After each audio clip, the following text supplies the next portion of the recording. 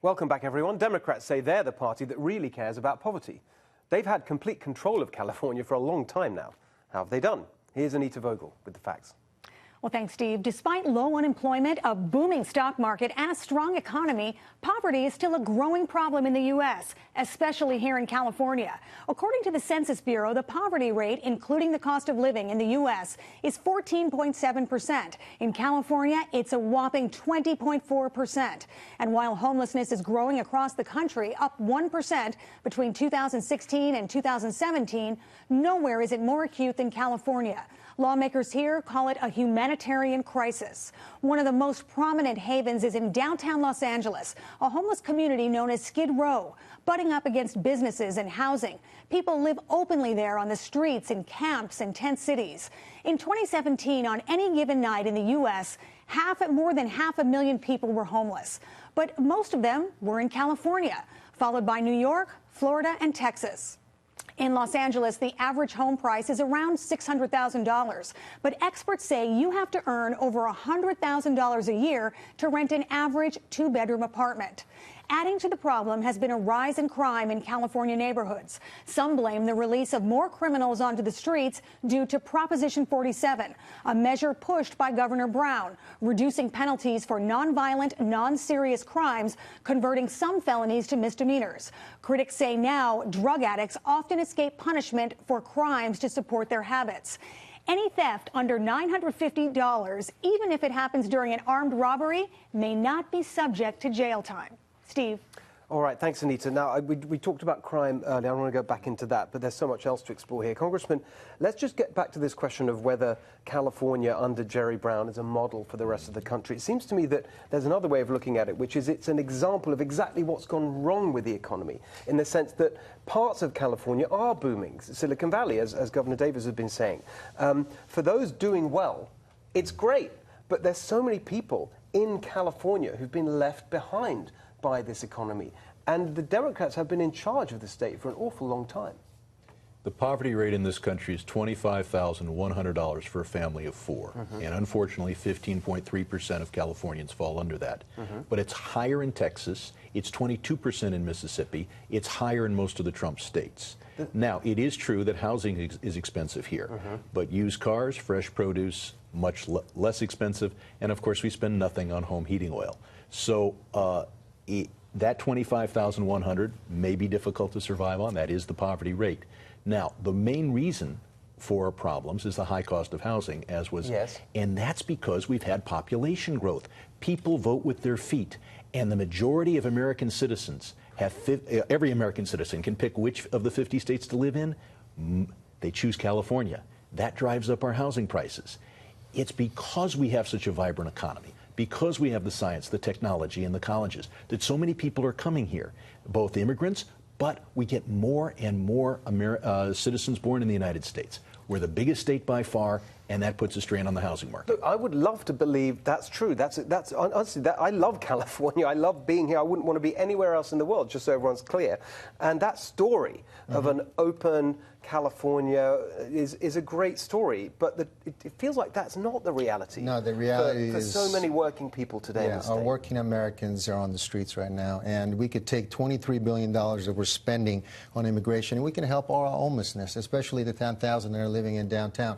But they're not doing anything about it. We have to step in, and that's why this November the Republican Party is going to step in and actually start budgeting things better and helping the American people. Steve, there is good news. Homelessness in Los Angeles County and Los Angeles City are down over the last year. Well, hang on according a to second. We've had quite a lot of trading statistics that you're using to say it's high.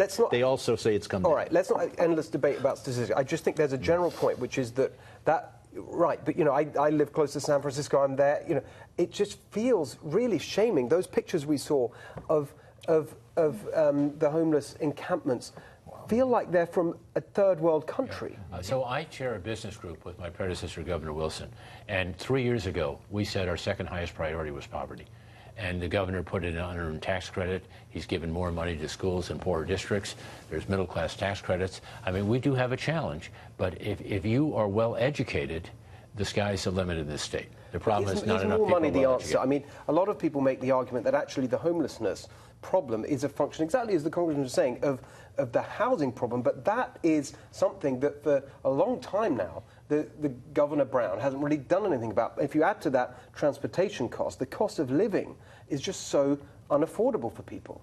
Well, housing is primarily a local issue, but let me give some good news. Well, I was a veteran. I served in Vietnam, and I'm happy that 18% reduction in Vietnam homelessness, in part because the VA here in Westwood is accommodating homeless, and in part because of some efforts by the city and the county. They've got a lot of numbers, but I mean, it just doesn't feel true. Has become a culture in California, and particularly in LA. I know because I moved here from Texas. I've never seen a place embrace homelessness like LA embraces homelessness. And as you talked about, some of these people truly they feel like they cannot afford California. It's unaffordable. They are truly impoverished. And some of these people are criminals that are on the street that choose to be homeless, that are in the street, in their encampments, that choose that lifestyle. They choose it, and if they would be sitting in jail, but instead they're on our streets pitching tents that we have to look at every day in 2 hours of traffic.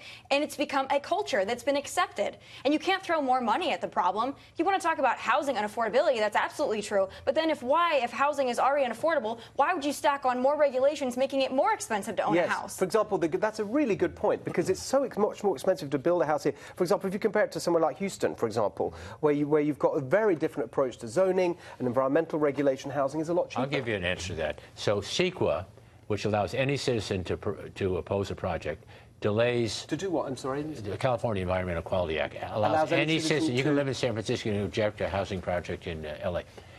That eats up about half of a bond issue for homeless. If we can have an exemption for a sports arena in Sacramento, we can have an exemption for the homeless. Smaller units, give a pass to CEQA. Don't you think the governor, I mean, he's been there, he's had 2 terms. I mean, this is not a new problem. Don't you think he could have and should have done more? Well, as I say, we've made progress over the last year. We certainly should do more. And Governor Davis is right that we need to change our laws in order to provide for more housing. But would you be in favor of reducing the environmental... the cause of the overall thing is so many people want to live in California. Fine. When you have a 6% increase in population... unless you're going to build a wall, you're not going to deal with it that way. So let's just focus on I think it's a crucial point, the cost of housing. So would you be in favor of reducing the environmental requirements on building homes in California? Certainly, if we're focused on taking care of low-income homeless people, we have to make some adjustments. What about the middle class? It's not just low-income homeless people. It's about the middle class who can't afford to buy a home here. Last word to you, Anton. We're nearly out of time. I'm so sorry. Last word. Well, the thing is, we're doing so well in California. How come people are living on the streets more than ever before? I mean, we got to change this up, and we have to allow people to start going back to work and protecting the American people. We can't allow this to happen. People shouldn't be living on the streets. We need to build more mental hospitals. We have to take them out, and we have to regulate a lot of other things. But at the end of the day, the American people come first in my community, and that's why I'm leading. That's what we're going to win for the American people. They're first back on track. Well, I'm so sorry. We're out of time. It was a great debate. I really, really appreciated you all being here.